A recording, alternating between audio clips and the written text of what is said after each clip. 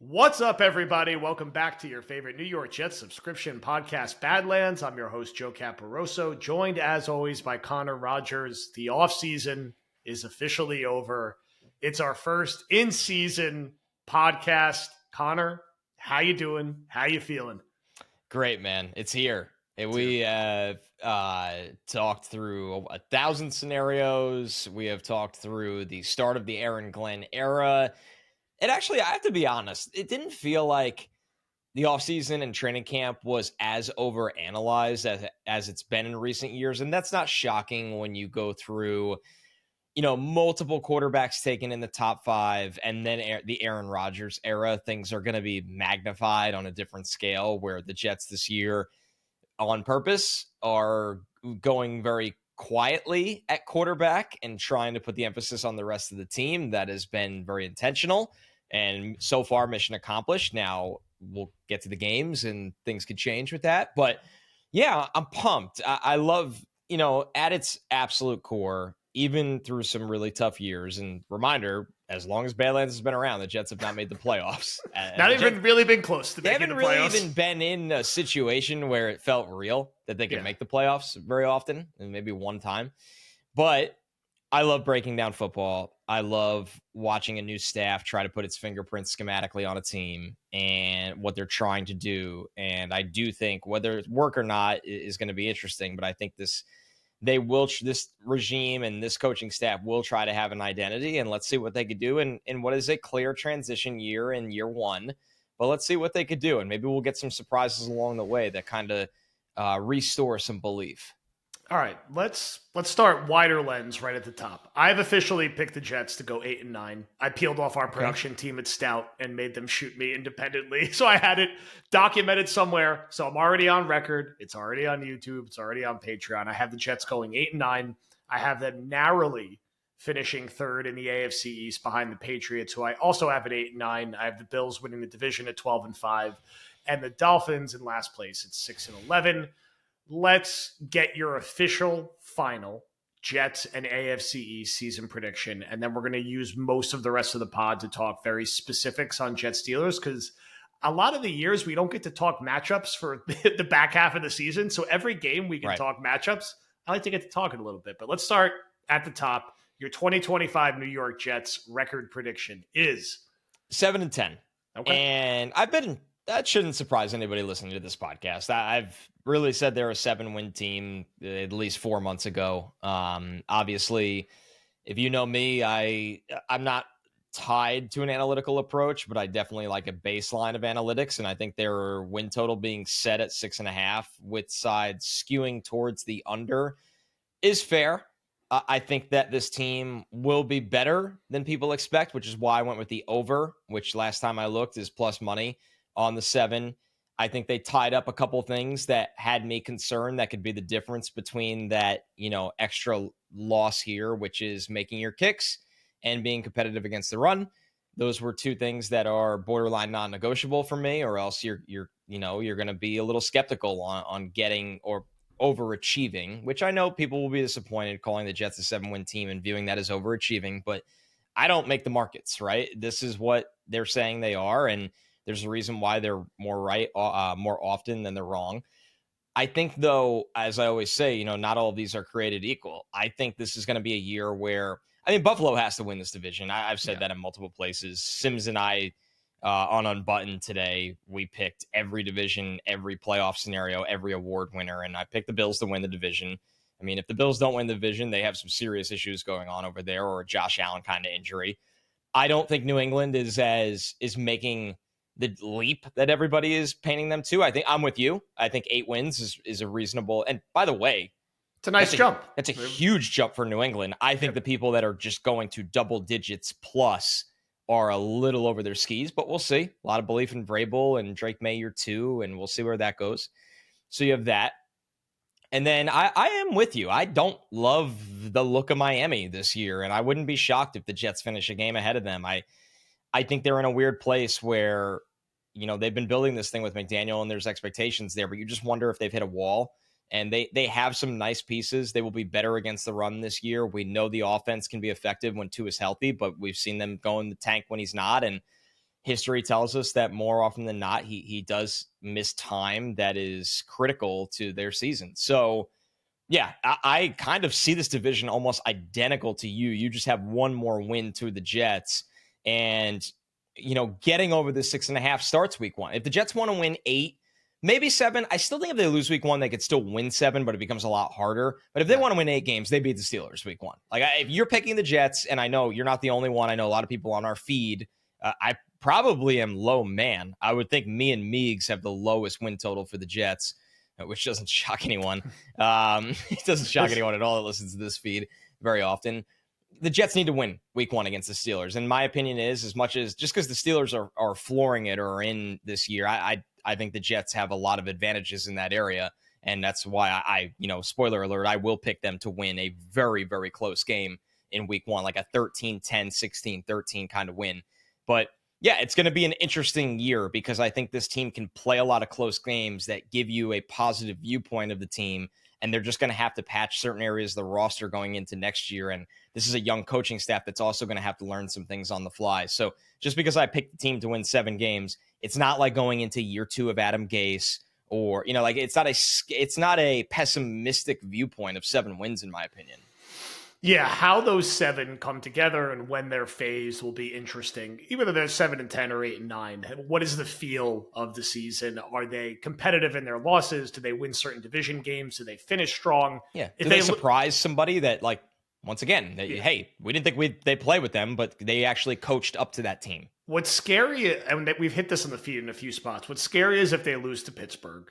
Pragmatically, there's a world they can start like 1-5, and we can refer back to Glenn's early years with the Lions, where they had a season, I think, they started like 1-10 or 0-10 or something, and won like 5 of their last 6. And then the next year, they basically were right on the cusp of making the playoffs. And a few years later, they won 15 games and are generally considered a Super Bowl favorite year in and year out, which is quite a turnaround. Now, you get Pittsburgh, all of a sudden you're like, well, we beat Pittsburgh. Why can't we beat Dallas at home? Why can't we steal one from Miami? And exactly. If you're, you go 3-3, it starts to, in my mind, have a little bit of that, more of like a 2013 than 2006 feel. I would say that 2006 team, they were 10-6, like they were pretty comfortably over 500. 2013 got to 5-5 before the bottom fell out a little bit, and then they closed strong and got themselves back to 8-8. And I do wonder if the Jets can beat Pittsburgh, which I do think it's a coin flip game, but they have a good chance to do. If that's kind of the seesaw we end up on, and it's 1 week, you're like, wow, they squeaked out a really impressive win at home over Dallas, 17-14. And then the next week they lose 31-6 to Denver. And you're like, God damn it, they're not even close. And it kind of goes back and forth a little bit as they're feeling themselves out. The Pittsburgh game, the last I saw it, it was Pittsburgh is 2.5-point favorites. The over-under is 38.5. I think both of us feel that number is high on the over-under. And that number is probably just that high because of Aaron Rodgers, I would guess. I don't think anyone thinks the Jets are going to have a good offense. Pittsburgh closed last year with a putrid offense. I don't think any advanced analytics like Arthur Smith, but you got Aaron Rodgers. You got DK Metcalf effectively swapping for George Pickens. You have a tight end heavy offense. You have a pretty middling group beyond that, right? Like the rest of the receivers, there's no names you're getting really excited about. The running back group, okay, like Jalen Warren. It seems like Johnson is 3rd on the depth chart. Yeah, Kenneth Gainwell's over him. So it's like fine. Offensive line, Broderick Jones has had ups and downs. It's not an elite offensive line. I don't know if it's a disaster, but it's certainly not one of the best offensive lines in the league. And defensively, they're looking at some potential guys missing on that defensive line. And whether you're the Jets or you just want to run the ball 1,000 times, that could be a very big deal. So for me, I feel like Pittsburgh is probably a 9-8, 8-9 team. And that's strictly a Tomlin factor because that's what they do every year. They're right around, they'll be 8-8 going into the last week of the season. And if they win, they'll be the 7th seed and get killed wild card weekend. If they lose, they'll narrowly miss the playoffs. That's what they do. I don't think Rodgers is going to radically change that equation. A guy at his age just doesn't start and play well for 17 games. There's no history of it outside of Tom Brady, who's the greatest quarterback of all time. And I just haven't seen much from Rodgers the last few years. And I've watched plenty of them that he's going to be Tom Brady on the Bucs when they won the Super Bowl. And Rodgers, I saw this stat passed around in a few different places. He's not been good in week one the No. last 4 years. Like that's been No. a thing predating his Jet years where He doesn't play the preseason a lot. Yeah, he tends to start a little slow. You remember a few years back, the Saints like killed the Packers 31-0 week one. Would not shock me at all if Rodgers starts really slow in this game and then warms up a little bit in the second half. I also like the first half under in this game. I could see this game being 3-3 at halftime, 6-3 at halftime before maybe Pittsburgh gets going a little bit. If the Jets could play on script, stay tight, stay in front, there's no reason this won't come down to a possession or two late in the fourth quarter. And that's my expectation. It doesn't seem like weather's going to be a factor, although if it is, this will be a recurring theme. That's probably a benefit to the Jets throughout the year if weather's a factor. And I don't know. I just can't. My guess is Pittsburgh nationally will be a relatively popular pick, but maybe not as overwhelmingly popular as Jet fans think. This isn't like a 6 or 7 point line. And I could see by kickoff it being 1 point or close to a pick 'em. I don't know how many people, unless you're an Aaron Rodgers fan or a Pittsburgh fan, and Pittsburgh's a national team, are overly excited or confident that the Steelers are going to be awesome this year with Aaron Rodgers based on what we saw the last couple of years. So I don't know. I think we both see this game the same way. I think it's a pretty rational way to look at it, knowing how the Jets want to play and what some of the limitations will be in an Arthur Smith and Aaron Rodgers offense. Like what are we potentially missing where someone who's completely unbiased, has nothing to do with the Jets or the Steelers, is like, how could you think the Jets are going to win this game? Pittsburgh's going to win this game 30-10, and here's why. Like, what is there something big we're missing with this matchup? Well, they don't think that Justin Fields will throw for more than 125 yards in this game. That's what the neutral, I think, third party would kind of look at this game and go, how did the Jets throw? Because not only has Fields, been up and down, not only as a pro, but in his summer as a Jet, but also the fact that they're going to have to block a pass rush that includes TJ Watt and, Cam Hayward and Alex Highsmith. They have Jalen Ramsey seemingly healthy in the secondary. So that's where they're looking at it and going, well, are the Steelers going to make the Jets throw? Are they going to sell out to stop the run in this scenario? And it's just too hard for the Jets to run when they don't have the numbers advantage, which where it comes down to me, offensively, the Jets need two things in this game, in my opinion, to kind of do enough. One, this is the incredibly obvious, and then I'll do the not so obvious.